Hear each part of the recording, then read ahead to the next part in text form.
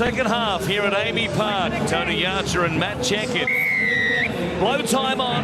It'll be the Warriors defending the southern end of this terrific venue, which is full to overflowing here tonight. Barely a couple of seats remaining in the mid-level on the eastern grandstand side. And this predominantly Melbourne crowd stunned at the break as their side trails 14 points to 12 against the team who've had the wood on them in recent times. Here's Mateo, could have almost been pinged. A little obstruction play then, but he took the tackle, hence its play on.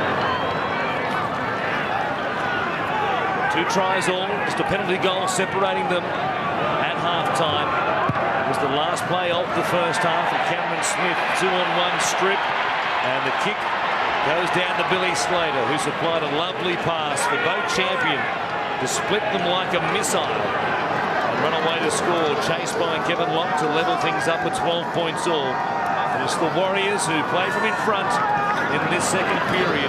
Well, the most important 20 minutes of the season is right here upon us now for both these teams. And with the Melbourne Storm, if they want to play in next week's grand final,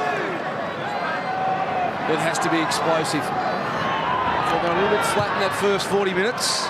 Cooper Cronk going to find the sideline. Was it a 40-20? 40-20 attempt, just outside the 40. And they will, once again, as they did in the first half, take it out of play and make the Warriors work it away from a set play situation from inside their own 20. Interesting kick to find the sideline in your first set of 6 after half-time. They need to apply as much pressure here in this set of 6 to the Warriors as they can. There's a good tackle there. Now they need one on Manu.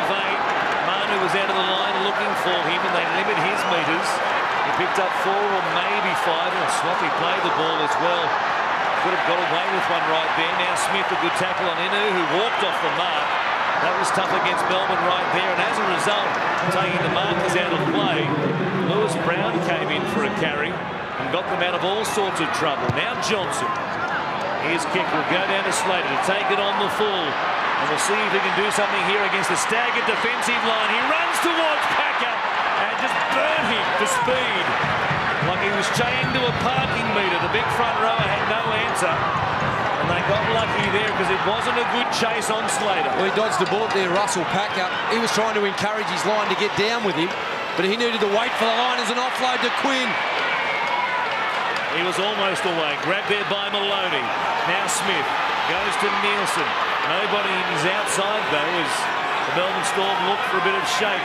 25 away from the Warriors' line. A chance, though, with a kick perhaps to put some pressure on. Here is Slater taking it to the line, giving it back from Smith. It comes to Cronk once again. He goes towards Proctor. He'll try and stay alive. He does. Mateo grabs him and swings him to ground. That was a big tackle. Here's the last. Cronk will chip it. Chasing through is Slater. He might have been bumped off the ball. There was a player grabbed from behind Manu. The Warriors had a chance to come up with it, but Hinchcliffe has it for Melbourne. And that will be the 0 tackle. A chance for Melbourne to take the lead. They've upped the ante, Melbourne. They have found energy. And so has the crowd. Here is Norrie with inside of the try line. Smith dropping back, giving it to Hinchcliffe on the run around. Manu again at the charge for the line. Stopped by Preston Inu and also Ben Manolino. Now Cronk working across, kicking it, wanting it to stay in play. It'll go dead. And the Warriors have done very well there to keep their line intact. Well, I haven't seen that from Cooper Cronk before. There was a lack of communication there with the outside men. He put the kick through and no one knew it was happening. They lost their way in that set of 6. They forced their way back into this game through their defence, but they're just slightly off with their structure with the football. Well, here is Mateo. Brings it back to the halfway line. Melbourne were building for a play back towards the right-hand side of the back end of that previous set, but they got an offload in the tackle they weren't counting on, and suddenly it was ad-lib football, and it just cost them the game plan for that set of 6 at close range. Here is Packer, who will take it within 30 and beyond of the Melbourne Storm line. Last play, Jeremiah feeds it here for Johnson. Kick it back towards Anthony Quinn. They pick up the game plan from where they left off in the first half. Quinn makes a catch, a good catch under pressure. That was outstanding by the former New South Wales winger, and that's a tough run from Dane Nielsen. They were looking for Inu, the Warriors. And great market offence there from New Zealand. Kevin Proctor gets a rest. Vaya getting his first opportunity in this game tonight. Now Gareth Widdop stopped here just outside the 20, and again Melbourne really struggling for metres at their own end of the field. They'll play it. They have to kick it through Cooper Cronk inside his own 30. It will bounce up on the first hop here for Kevin Locke. He has Tupou coming with him, but he ignores him and skips to the outside. He puts the foot down, put a kick in, it'll go into touch. And he will plead a case that he was knocked down without the ball. Well, he backed himself there, Kevin Locke. I think if he has his time over again, he looks to come infield. He gets around Dane Nielsen, and it was good work from Gareth Widdop pushing across also. They need to find energy here, Melbourne. They've been under sustained attack. Field position has gone against them, but they're playing for their season. What have they got left? All the hard work that they've put in since November of last season. You have to find something now. The big moment has arrived for them. Perhaps the big moment for the big 3.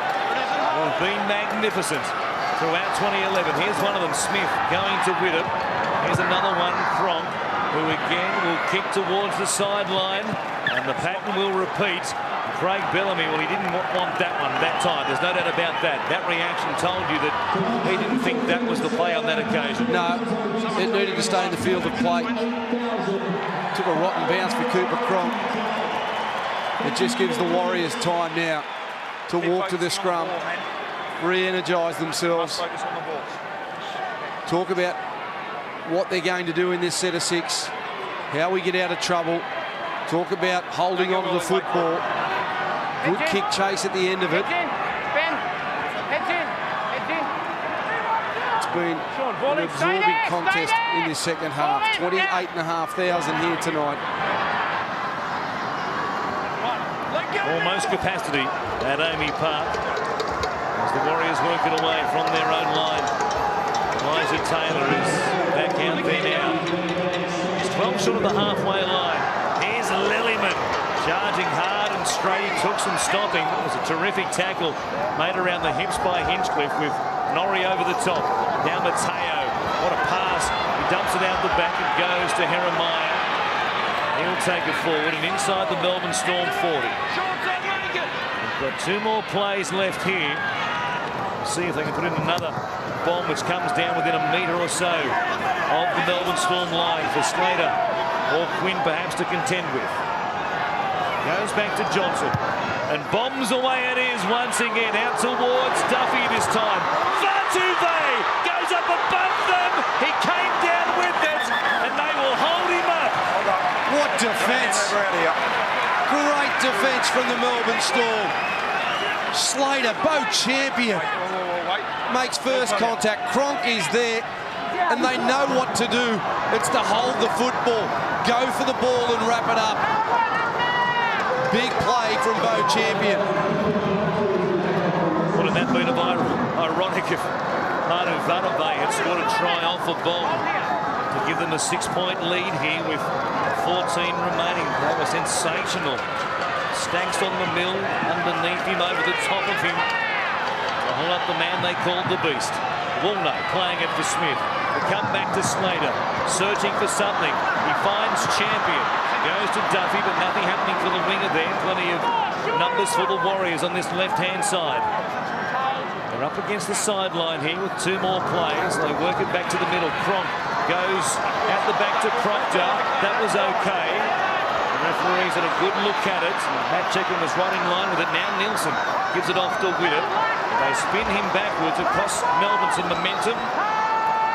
And certainly some metres in that particular play. Now Cronk kicks it down the middle of the field again. Contact with him. Locke will bring it back at speed. Oh, he runs to Champion, who just hung an arm out there. I don't know where he got him, Locke. Given the fact that he stayed on the ground, he'll tell you where he got him, and he's going to say hi. And it certainly was. Yeah, it's a high shot from Bo Champion. Here we go. Bo. Well, if they do go through to the grand final, Melbourne might be a nervous wait for Bo Champion. Mate, you can do it. You can do whatever you like, okay? Tackles on the report, contact was made high. You can do whatever you like, kill side, mate.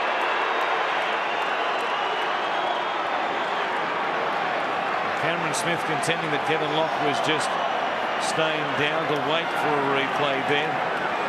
There's certainly no question about the contact. It looked clumsy in execution, didn't it, from Bo Champion? It was just a lazy tackle the way he hung the arm out there after Locke and put the step on. As a result, the Warriors come at them once again. How long can they hang on for?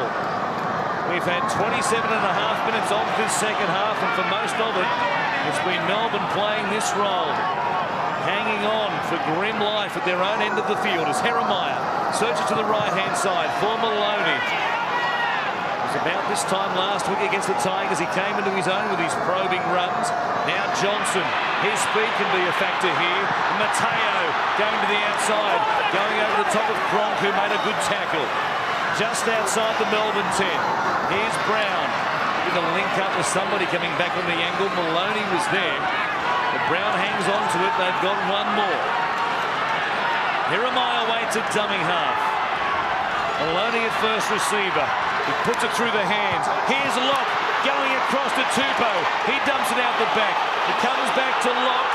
It's still the last. A chance here. Lewis Brown! Lewis Brown! Does he score for the Warriors? Let's see. Tupou throwing it out the back. And I think it does. I think that's a knock on. Well, it certainly looked as though there was a hand here. Watch it again as it comes back there off the hand. Little knock on there from Kevin Locke before he picked it up. The question will be, though, whether there was a touch by Melbourne before the touch by Locke.